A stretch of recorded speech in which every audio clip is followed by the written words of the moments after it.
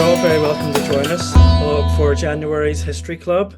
And this month we're getting a wonderful presentation from Dr. Michael Lawrence, and it's called Doing Oscar Wilde. So if you'll join us for the presentation, and we'll have some questions after. Lovely. Thank you so much. Yes, so this is a presentation that comes out of a chapter of my thesis that I just finished back in November. My dissertation focused on homosexuality and Irish migration. And when I first started with Dr. Tom Hume, my supervisor, I told him that under no circumstances would I talk about Oscar Wilde in my thesis, that I thought he was overwritten and there was nothing really new to say about him. And unfortunately, every person that I studied over the course of the 3 years uh, demanded that I speak about Oscar Wilde because they spoke about Oscar Wilde and Oscar Wilde was very important to them. And so eventually I ended up having a full chapter on it in my thesis. But this presentation will not really focus on the life of Oscar Wilde. It's going to focus on the ghost of Oscar Wilde, and the legacy that he left in Ireland and how people talked about him after he had passed away. So we'll make a start in January 1907 in Lisburn. So, two men named George Barry and William McGlinchey travel up to Lisburn from Portadown because they want to see the market day. They spend the day walking around, perhaps going for food, getting something to drink, before eventually, for reasons that aren't clear, they decide that they want a bit of privacy. So they dip off into a yard and then they dip off again into a stable.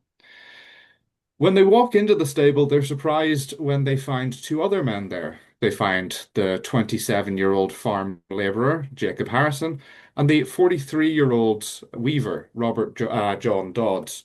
And the two men are hugging and kissing, and their penises are hanging out of their flies, and they are working each other. The two men realize that they've been interrupted, and Harrison, again, very brazenly, tells them to leave them alone, to get out. Whenever the other two men, Barry and McGlinchey, refuse, Harrison threatens to fight them. Barry and McGlinchey leave the stable, but they return 5 minutes later with a police constable. And Barry walks in and points at Harrison and Dodds and shouts, I charge this man with committing buggery, doing Oscar Wilde. Now, this isn't the only instance that we get of this term Oscar Wilde as a euphemism for having sex with men. In 1903, 4 years earlier, you have the case of a young soldier named Hobson who robs a jewelry shopkeeper named William Saville. And his justification for robbing Saville, as Hobson told the police, was that the older man had tried to Oscar Wilde him.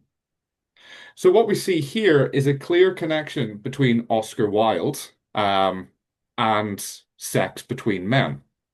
And this is important because it shows that society can use, in a society as repressed as Ireland in the early 20th century, a society that struggles to even talk about homosexuality, they can use Oscar Wilde as a way to understand homosexuality and sex between men.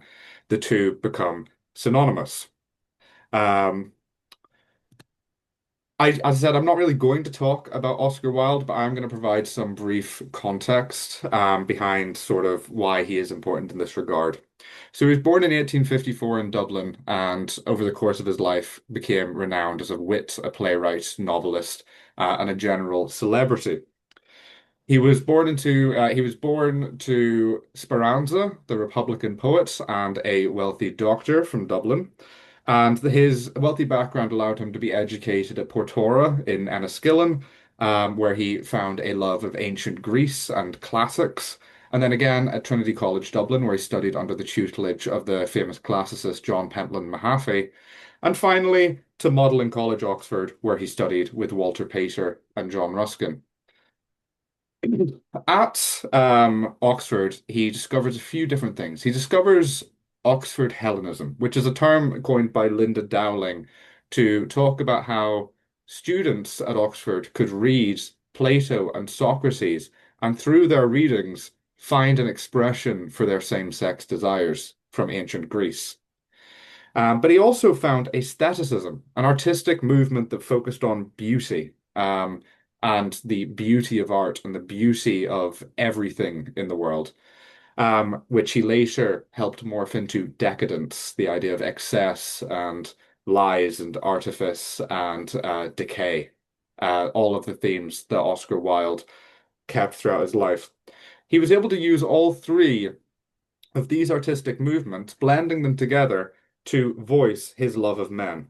Um, and this kind of made him a celebrity among queer men of the Victorian period. He was able to start to feast with panthers, to have relationship with other men, including those of sort of his middle class station, but also those above his station and below, in such as rent boys, but above his station, the most infamous of which being Lord Alfred Douglas or Bosie, the relationship that eventually led to his fall from grace. Bosie was the son of the very powerful Marquess of Queensberry, who despised Oscar Wilde, who despised him for corrupting his son. And one day, Queensberry frequently harassed Wilde, but one day he sent Wilde a note that accused him of posing as a Sodomite.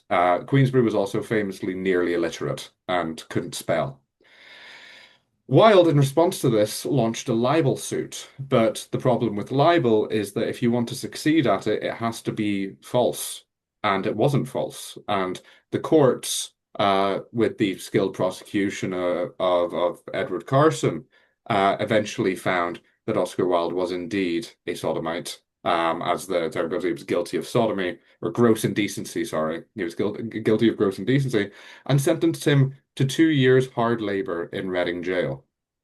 After being released from prison, Wilde took his leave of Ireland and Britain, and lived the rest of his life in a self-imposed exile in Paris, as a sort of in sort of drunken poverty, before eventually dying in the Hotel Alsace in 1900 after losing a battle of wills to some particularly ugly wallpaper. So, other than that, why care about Wilde in this regard, especially if he's dead by the time that most of the very famous Irish writers are writing about him?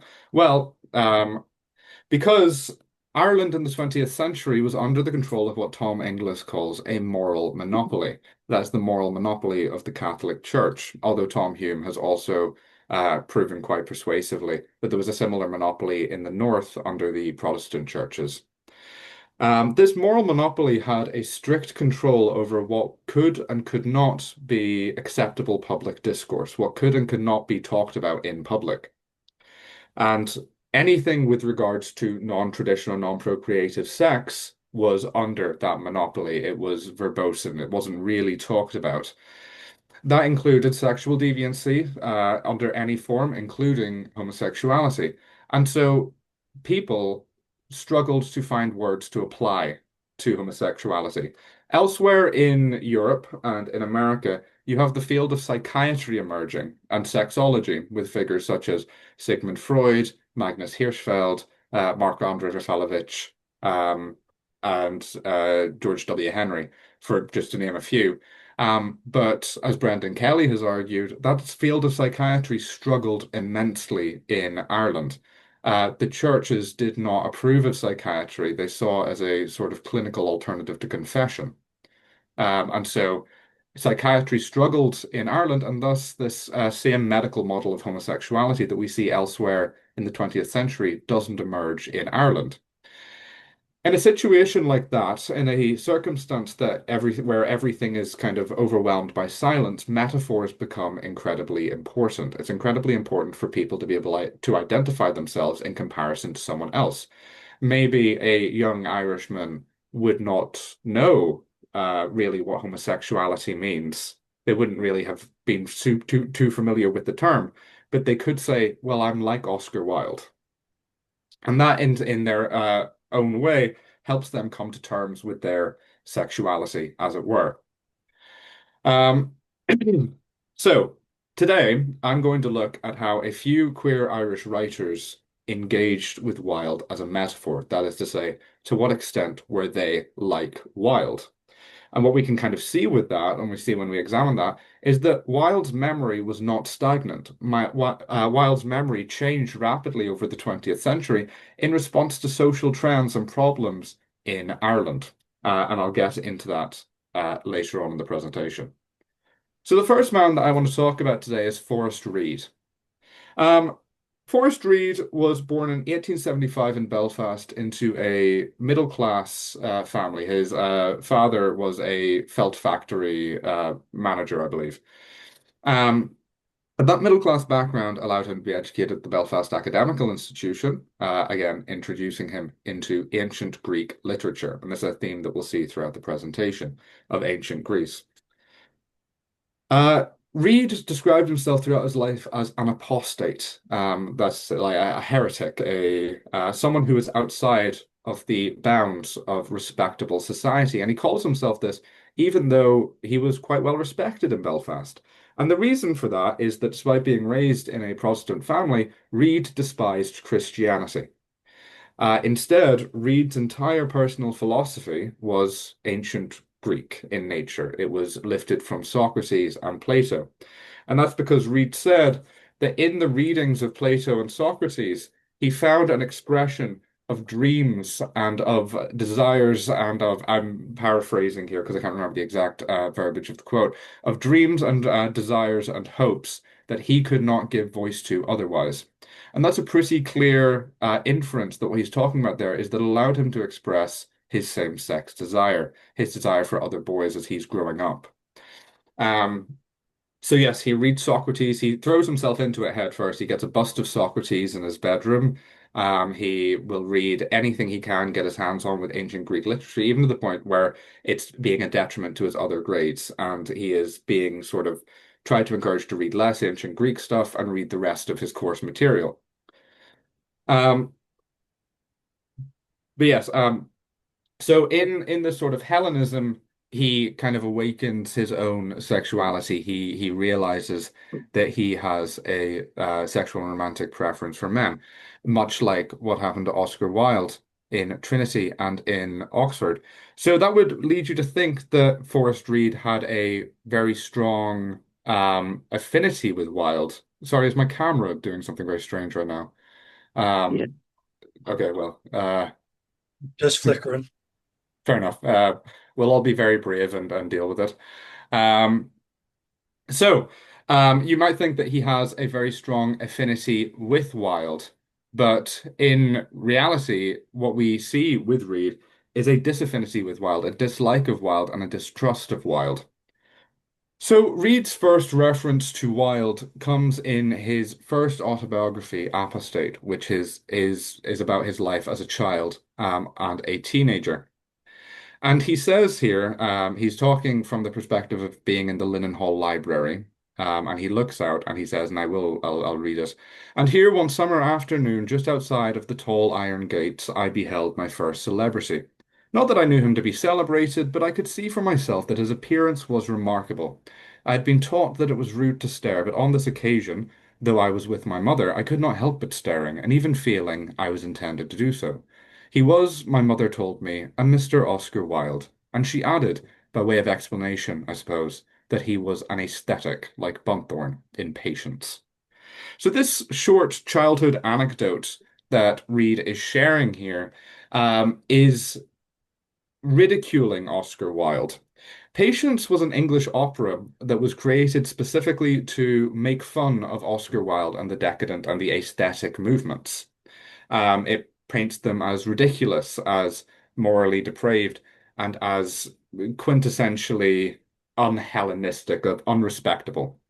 So whereas Reid saw himself as a Hellenist, as a proper follower of the ancient Greek creed, he saw Wilde as some sort of bastardization of Hellenism, of ancient Greek culture. He saw Wilde as a ridiculous figure who violated his Hellenism by blending it with aestheticism and decadence.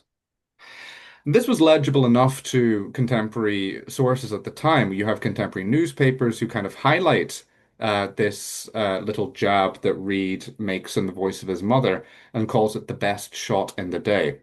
So here Reed is setting his relationship with Wilde pretty clearly.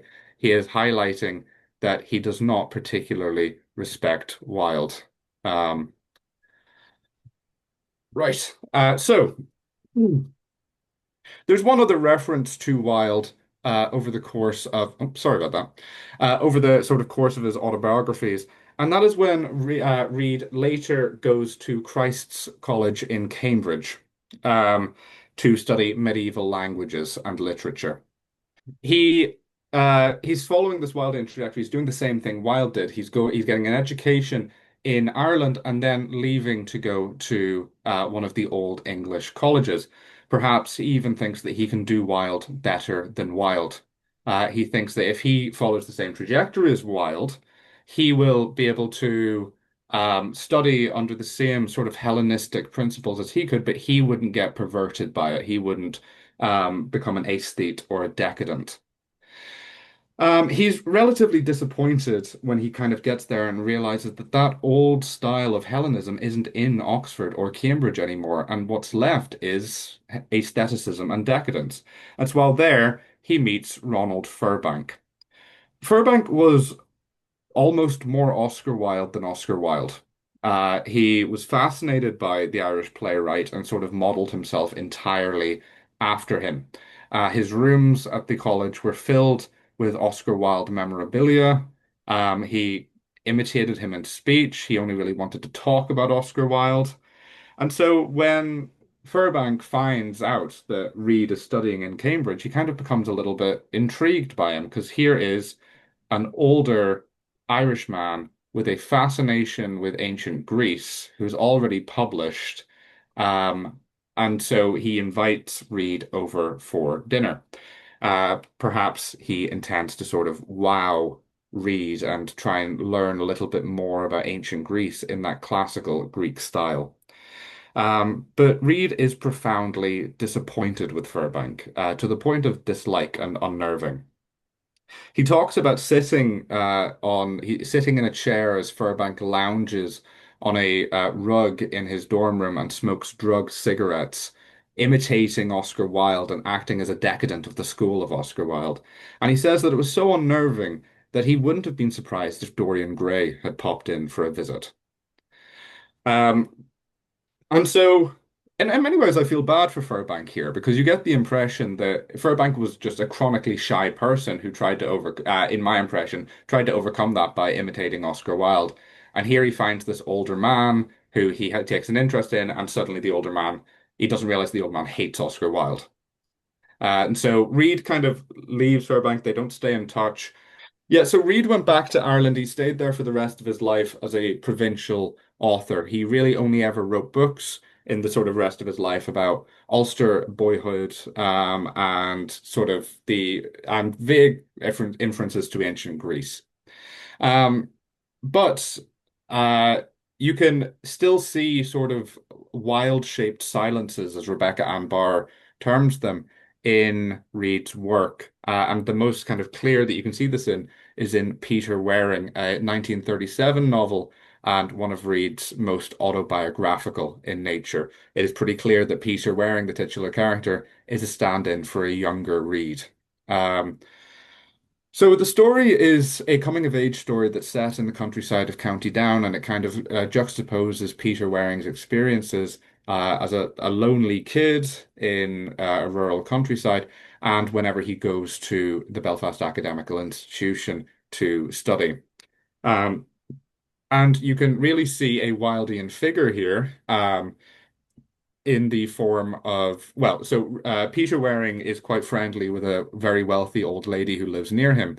And whenever her family come to visit from England, Peter Waring has to show the two grandchildren around. One of those grandchildren is named Gerald, and he is quintessentially Wildean in nature. So whereas Peter Waring is kind of very shy and modest and he doesn't like to boast, Gerald's very boastful and he's very aware of his skills and he's a classically trained pianist and he's worldly. Whereas Peter Waring dresses modestly and doesn't really make a fuss about his appearance. Gerald is very well groomed and he wears very fancy clothes. Whereas Peter Waring likes to hang out with boys his age and he views those who he hangs out with as equals. Gerald prefers to hang out with older men whom he refers to by their Christian names. Um, and also, whereas Peter Waring is kind of like he's peaceful, but he can hold his own in a fight. Gerald is very boastful, but he can't hold his own in a fight. And so here we have a clear demarcation between Reed and Wilde. Wilde as this sort of dandy figure, this English dandy figure that is obsessed with beauty and rising above his station. And Peter Waring, who stays in Ireland, he's more sort of modest and he's happier where he is. And he's also more masculine. So we can see here that Reed's cultivated masculinity gets in the way of him identifying with Oscar Wilde. He doesn't like Oscar Wilde. He sees Oscar Wilde as a bit of a ridiculous figure, as a decadent, as a pervert. And so instead, what does he kind of do? Um, well, actually, first I'd like to talk. This is kind of reflective of Irish views of Oscar Wilde at the time, in the sort of up to the 1920s and 1930s, where Ireland is very uncomfortable with Oscar Wilde. They understand that he is one of the prides of the nation in terms of works, but they can't really talk about him. They can't talk about how he kind of fell from grace. They can't talk about his relationship with Lord Alfred Douglas. And so the references to Wilde in newspapers and in contemporary sources are very brief and very vague. You know, they will acknowledge that he is part of the Irish genius, but they will vaguely just say that, oh, it was because he became an aesthete that led him down a dark moral path. And so Reed can't really identify with Wilde because it doesn't actually get him anything to do that as well. People do not really respect Wilde at this point in Irish history. They'd rather just ignore Wilde. So what Reed does instead is Reed kind of throws himself wholeheartedly into his ancient Greek metaphors. Rather than saying that I am like Oscar Wilde, Reed feels much more comfortable saying I'm like Socrates, even though to our sensibilities, what that kind of looks like in practice is very distasteful. Um, Reed threw himself into the practice of pederasty. That is a ancient Greek tradition or a style mode of relationship between an older man and a younger man or boy, where it is seen as being inherently chaste. There should be no sex. There should be no sex between these two partners, and it should be educational in nature. The older man should teach the younger man, but it is erotic. There is an erotic gaze to this. And there's an erotic element to this very intergenerational relationship. And here we can see one such of Reed's relationships with Stephen Gilbert, who he met when Gilbert was 19. Gilbert's a novelist, or was a novelist himself, and he does later describe what his relationship with Reed looked like. He said that there was never any sex between them, but there was definitely some sort of sexual charge. And that kind of went both ways. He used to call Reed an incubus, who was only interested in sort of how Gilbert looked, but Gilbert also admitted that he would use his looks to get Reed to do what he wanted. And much more troublingly than this relationship, which was some form of at least some way mutual, if you Graham Walker has an article about the letters that was exchanged between Forrest Reed and Knox Cunningham, the MP, which reveal that there was certainly an erotic gaze towards children in Forrest Reed's sort of own ethos, and that was more acceptable to him than saying he was like Oscar Wilde, because he could at least highlight it back to ancient Greece. So here we can see how the metaphors around Wilde and how Irish kind of views of Wilde affected how people could identify with him. At this time, there really weren't that many people identifying with Wilde in Ireland, one notable exception being David Strain, whose diaries are being studied by Tom Hume. But otherwise, people preferred not to particularly speak of Wilde. But that was soon to change. From around the 1930s, people's opinions on Wilde began to change as the different social problems in Ireland required different solutions. And in classic Irish history, that solution is usually just blame the English. Um, so what happens is that people start to talk about Wilde in different ways.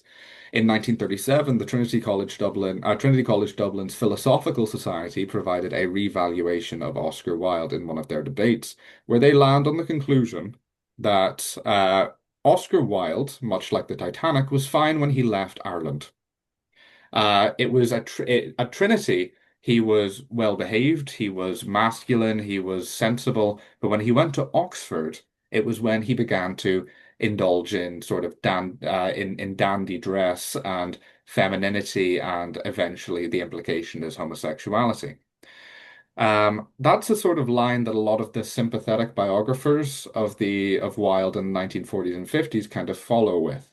So H. Montgomery Hyde, a very sympathetic biographer of Wilde and an early proponent of homosexual law reform, kind of also implies the same thing, that it was at Oxford that he learned to sort of break the conventions of morality.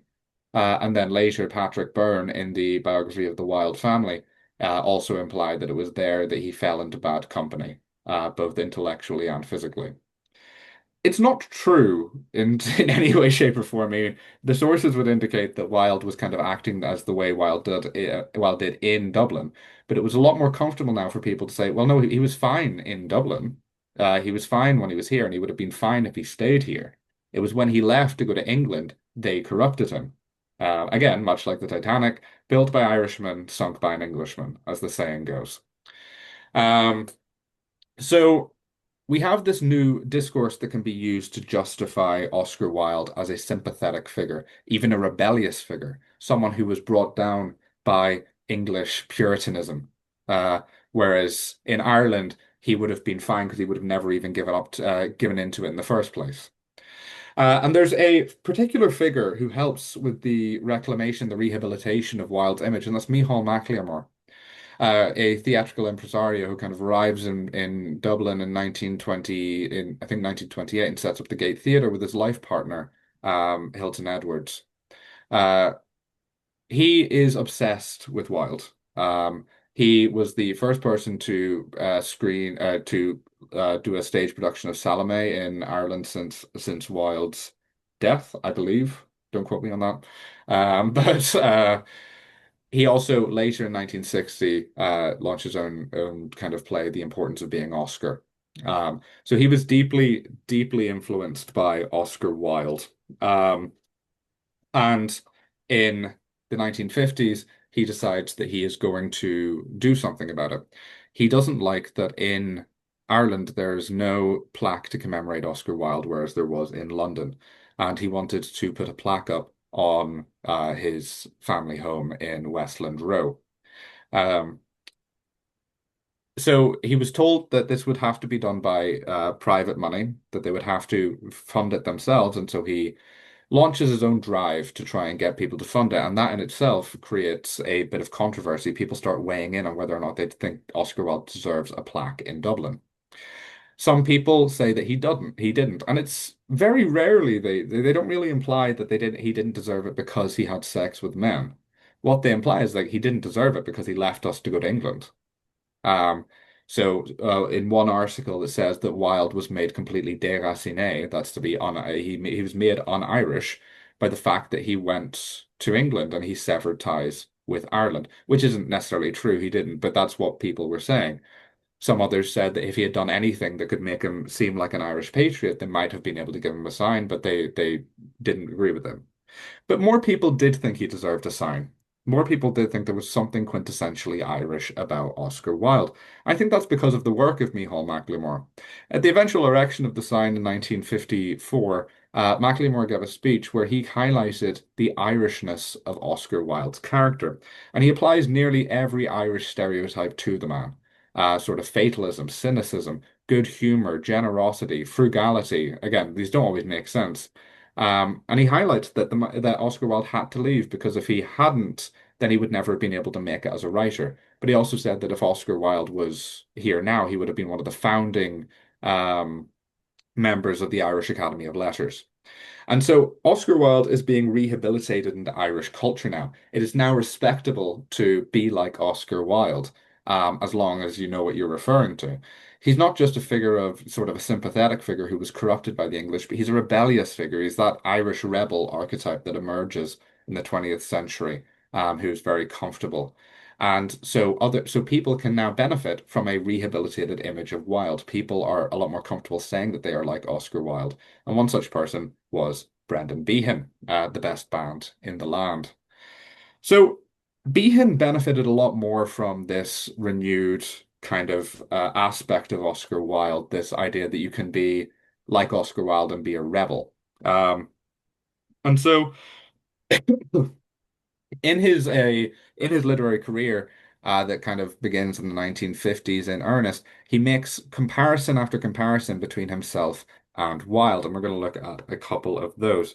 We'll start with Borstal Boy. So Behan in the late 1930s is part of the IRA, and he takes an unauthorized mission to bomb the Camel Laird shipyards in Liverpool. He's arrested before he can even really get off the boat. So he's arrested very quickly, and he's sentenced to Borstal in Halsley Bay. And it's in this kind of prison environment that Behan later said or implied that he had some sort of sexual awakening and he was able to find both men and women attractive. And we can kind of see that pretty clearly here, and an excised excerpt from Behan's Borstal Boy that never made it into the final copy, even though the final copy is still fairly, it's legible. You can still read between the lines of it. And here he says, if we had girls in Halsley Bay, I'd have applied to spend the rest of my life there. Nowhere else have I met an almost classless society. Nowhere was I loved so well or respected so highly. I've letters home to prove that I thought that at the time too. I loved Borstal boys, and they loved me, but the absence of girls made that imperfect. Homosexuality of our source is not a substitute for normal sex, it's a different thing. The youth of healthy muscle and slim wrought form is not the same as the powdered pansy, who I hasten to add, as good as anybody else, has every right to be that and a bloody good artist or anything he wants to be. Our lads saw themselves as beautiful and had to do something about it. As I say, however, without women it could not have been a pattern of life, only a prolonging of adolescence. It was beautiful as that. So there's a few things that we can see Wilde in here. You can obviously see it was beautiful as that. It's beauty. It's very aesthetic and how he's talking in the same way that Wilde kind of encourage. But he also kind of points out the powdered pansy, and that's one of the images that people associate with Wilde. And he's doing a sort of friendly demarcation here. He's like, no, I understand I'm like Oscar Wilde, but I'm not like him like that. We both like men. But he says that Oscar Wilde has a right to be everything that he wants to be in this. And that's not my point, I should say. That's Michael Cronin's argument about this. In the finished version of Borstal Boy, you still have another reference to Wilde when an very feminine English prisoner tries to sort of ruin Wilde for Behan. Behan tells this person that he doesn't really know what Wilde got put in prison for. He assumed it was for some sort of rebellion or some sort of act against the British kind of people. And this effeminate homosexual prisoner delights in telling him the ins and outs of everything that happened, hoping to sort of shock this Irishman who will kind of immediately abandon Oscar Wilde in favor of acting the part of morality. But what Behan says is, I believe the term he uses, every tinker has its own way of dancing. And so he says that he doesn't judge Oscar Wilde. And that Oscar Wilde has every right to do whatever he did, and he's still a good Irish rebel and a good Irish genius. And that's kind of a hallmark of how Behan approaches homosexuality in his writing and his autobiography, where he is a non-judgmental observer. He kind of says, "Oh, good for you, but that's not for me," even though we have sort of confessional material from other people who indicate that Behan did have sex with men as well as women. Um, More coming up on that after. Um, so yeah, we have this sort of reference to Behan in prison here and how that kind of gave him a way to affiliate with Wilde. Both of them were queer Irish writers who had done time in prison. Um, after being let out from prison, now with an expulsion order from England, meaning he could not return, Behan spends most of the 1940s either in prison in Mountjoy for ongoing activity with the IRA, or for brawling, or he kind of spends it in the catacombs. the Catacombs are or was a kind of basement bar in Dublin that was for writers and general sort of bohemians. And it was here that Behan began to act a bit more like Oscar Wilde. So he starts to kind of party a lot more. He starts to talk a lot, drink a lot more. He starts to, talk about art and beauty a lot more. And one very interesting thing, he starts to say that he has a Herod complex. And for him, that means that he is attracted to sort of young working class men. Um, some of the people from the catacombs kind of claim to have either had sex with Behan or had known someone who had. And so we kind of see a more tangible queer image of Behan here that is being modeled after Wilde. And one other kind of part of that for Behan meant that he had to leave Ireland. He saw Oscar Wilde as only being successful once he left Ireland. So unlike Forrest Reid, who came back and stayed in Ireland, Behan immediately planned to get out. Um, and if you can't go to England, like Oscar Wilde did, where else to go than Paris? So his friends throw him an Irish wake, which was a sort of pre-emigration party, and then Bean takes his leave to Paris. In Paris, he kind of lives a high bohemian life for quite a while trying to write and not doing anything of particular note. He does write some good stuff, some good poetry, but most of the time he's not written that big book, that thing that he wants to launch is his fame. Uh, but while there, he kind of like falls into temptation. He's drinking a lot, he's having a lot of sex, and eventually he pays a visit to Oscar Wilde's death place at the Hotel Alsace, where he is inspired to write his poem to Oscar Wilde, which ends with: "A priestless death is risky even for the happy sinner. More power to you, Oscar, either way a winner." That last sentence can be translated also as "you had it both ways." Um, so here we see an appreciation of kind of being for Wilde in the fact that he managed to, in essence, cheat the system. The Wilde that Behan knew was simultaneously, he lived a life of sin and of hedonism, but he still respected an Irish culture. He had it both ways.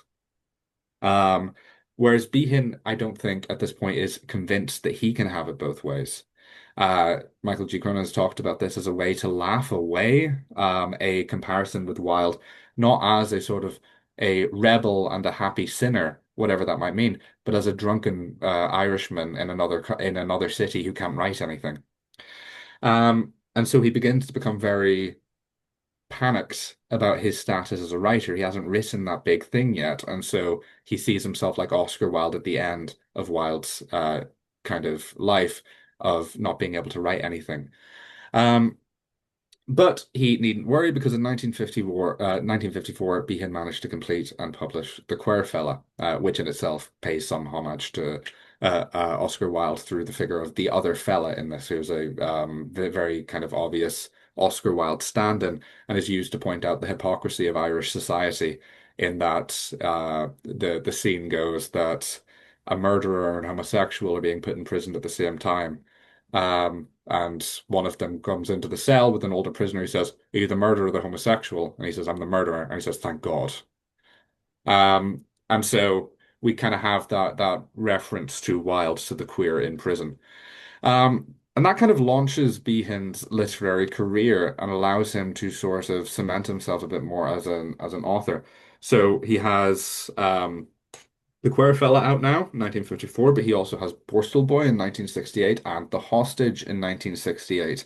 And the literary success and fame that is generated by these books allows him to, like Oscar Wilde, leave Ireland and try and make a life for himself as a writer in the Irish diaspora, something that his family would later claim he never wanted, but it's pretty obvious if you're reading his stuff that was a big part of his goal is to be able to make it in the Irish diaspora. And so he goes to New York. And New York is one of Behan's most contentious journeys because we really know the most of what he does in New York because of one man, and that is Peter Arthurs. Arthurs was a sailor who was born in Dundalk and later emigrated to America and made kind of his money between sailing and acting as a rent boy. And eventually, one time in LA, he runs into Brendan Behan, and the two strike up a friendship that Peter Arthurs claims was sexual almost from the jump. Um, Peter Arthurs kind of stands in for Behan's bodyguard, and Behan frequently makes promises to kind of like to help Peter Arthurs become a successful actor that he never really makes good on. Um, and eventually their relationship goes incredibly sour. Peter Arthurs feels chewed up and spat out by Behan when Behan returns to Ireland just before his death. And he actually spends the most of the next sort of couple of decades lounging around New York, not really claiming that he could be a writer and talking about all these stories about Brendan Behan, until eventually Arthur C. Clarke of 2001: A Space Odyssey fame kind of calls his bluff and says, "You know what? I will give you money to write this book about Brendan Behan, essentially, if you just shut up about it."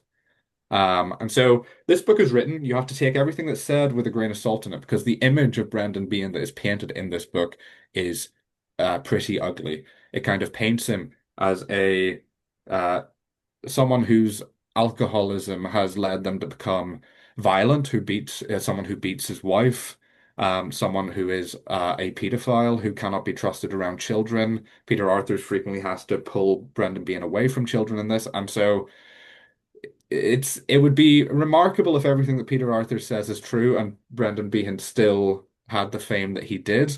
However, we should also say that Norman Mailer, the author, read this book and said, yes, that is fundamentally true. Now, fundamentally true can mean a lot of things, but he says the essence of this is true. Um, but one thing that we can read into Peter Arthur's, something that whenever you're a historian, detecting a lie is quite difficult. And sometimes the easiest way to detect something that's probably true is to kind of highlight that, well, why would he include this? Like it's a silly thing to include. It doesn't particularly damage Behan if that was the goal. But he says that Behan demonstrates a great appreciation and love of Oscar Wilde and constantly compares himself to Oscar Wilde to the point of envy. So we see here in the first excerpt that he's talking about being going on a furious drunken rant where he's screaming at a lamp as if it's the British government, saying that they harassed Irish homosexuals like Oscar Wilde and Roger Casement. And then in the second excerpt, you see Brendan kind of displaying a great envy for Wilde because whereas Wilde could have it both ways, he could be the happy sinner and he could eventually kind of throw his sexuality in the face of respectable society. Behan couldn't do that. He just couldn't bring himself to actively um I don't want to say come out, it's a bit of an anachronistic term for this, but to throw caution to the wind and do whatever he wanted. So you have this kind of an unhappy comparison with Wilde here. But it's one that kind of is interesting nonetheless. It shows how a comparison with Wilde can help queer men in the 20th century in Ireland express their sexuality in a way that isn't just sort of shameful because you can say, well, if it's good enough for Oscar Wilde, it's good enough for me. But we can see the shortcomings of that in that comparing yourself to such a lofty figure is dangerous because you, like Brendan Behan, you might just fall short. So I realize I've been talking for quite a while, so I'm going to wrap up now just by saying, why Oscar Wilde? So why is Oscar Wilde the quintessential queer Irishman? Why is he the one to which all other queer Irishmen have to be compared? And that's because he was, in my opinion, very aware of his own image and his own life. He was called the man of metaphors for a reason. All of those metaphors were mixed. The reason that so many people could compare themselves to Oscar Wilde, as argued by Alan Sinfield and Eve Kosofsky-Sedgwick, is because he split his personality into so many different things. He was an aesthete, a decadent. He was a Irishman, but he was also an Englishman. He was every form of polymath. He was a classicist, a playwright. He could do. He had a love of art. He had a love of children. He had a love of nature. He had so many kind of facets of his character that he knew contradicted each other, that he effectively became a perfect mirror. Anyone can look into Oscar Wilde and see a bit of themselves staring back. And so that is why in the 20th century, so many people started to affiliate with Oscar Wilde, kind of culminate, and this is across the world. But if we look in Ireland, we can see a bit of a more complicated and messy picture there because you have the sort of social shame that turns into a social appreciation of Oscar Wilde over the course of the 20th century. So yes, with that bit of a breathless presentation, but I'm going to wrap up there, and I hope you guys enjoyed.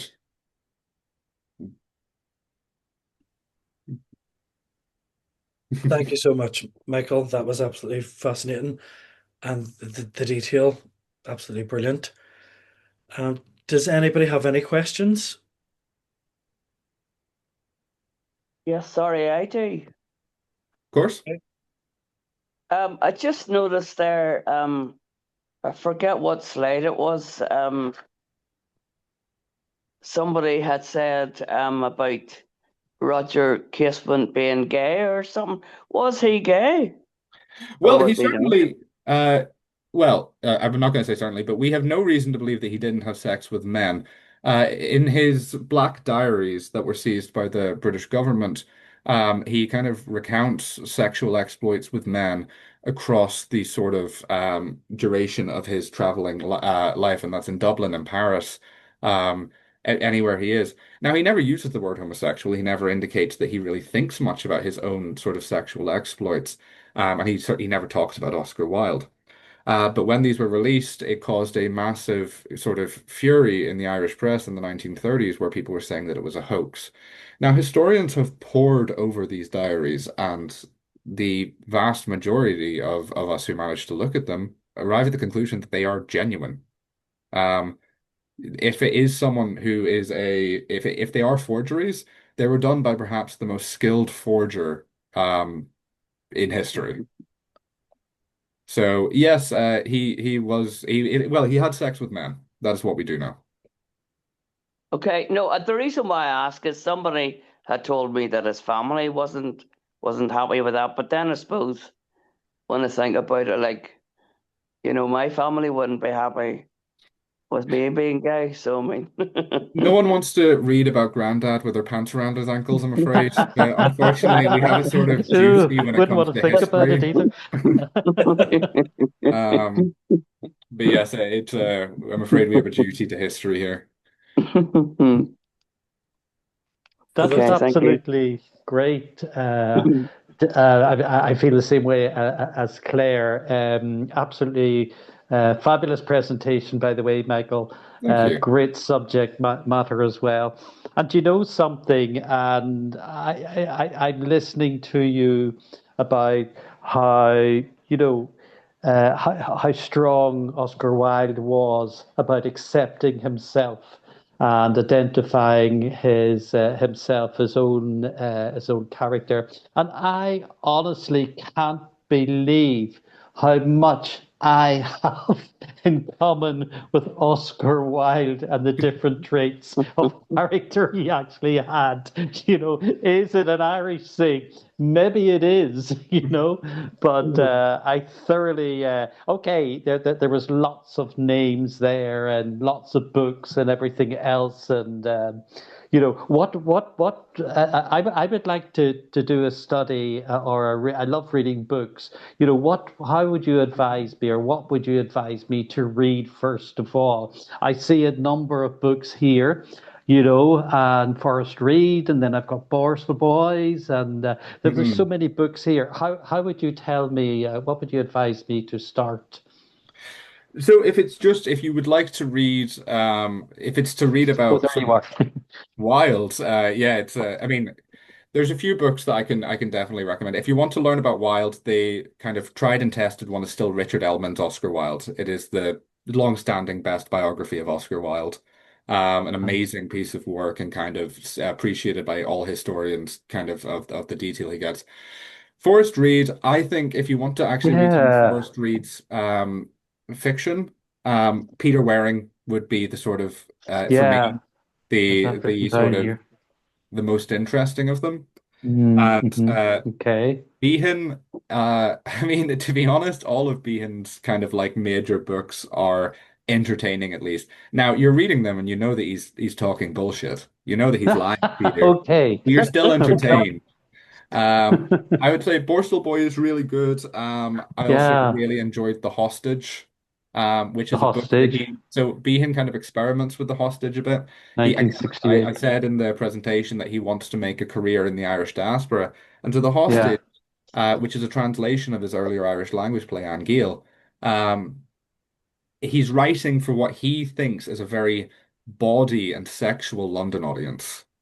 And so Yes. the jokes that he's telling in there are very vulgar, more vulgar than he would ever write for Ireland, more for Yeah, I was that just he ever about to wrote in ask. Brendan Behan's Island. Yeah. So that's a very interesting one to read, in my opinion. Uh, Yes. yeah, I mean, there's so many. I mean, and a great general overview of what I've been talking about today about the Yes. legacy of Oscar Wilde would be Eva Walsh's Oscar's Shadow, and it does Oscar talk about Shadow. um, how people kind of like talk about Oscar Wilde throughout Mm. Irish history. Very, very interesting. I had no idea. If there's any other questions, I'm happy to Yes, field them. I have one more. Sure. I know there's a lot of things that they've talked about. I know. What legacy do you think that he has left Ireland? So what What legacy has Wilde yeah, left Ireland? I I know think there's that lots of things there, but I'm trying to zoom it all into one thing. It's like going to the library and looking up, a particular title or yeah, I mean, I would say the main thing that Ireland kind of has incorporated about Wilde into their kind of national and cultural personality is the art of that's conversation, the gift of the gab, as it is. ah. And so Okay. the Irish are known to be witty, to Yes. be able to be quick with a joke, to be able to be quick with Okay. a takedown. And I think Yes. that is kind of what we venerate about Wilde is that he is the sort of avatar of Irish humor, the ability Yes. to kind of make a joke about anything. The fact that Irish people also typically don't care about, anything Yes. joke worthy. Yeah. Uh, The gift of the gab. the gift of the gab, I would say that's kind of what Wilde has probably left. Yeah. Right. It's just if somebody said to me, about that, maybe I would be talking to someone during the week and be talking about the book club because this is the first time I've ever, been involved in a book club, and I think it's wonderful, and I think this is a wonderful way to start. Thank you very much, Michael. But It's it's my just, pleasure. when I mention Oscar Wilde, they're going to fire a couple of questions at me, and I would like to have a few answers ready, which I'm sure I do. Thank you so much, Lawrence. Absolutely It's my wonderful. pleasure. I hope you come back. I think you've already got two out of me. I'm not Yep, we'll have to see. You never know. So if there's no more questions, I'm going to end the recording. Thank you so much. Lovely. And thank you very much, Dr. Michael Lawrence, and everybody else who attended this evening.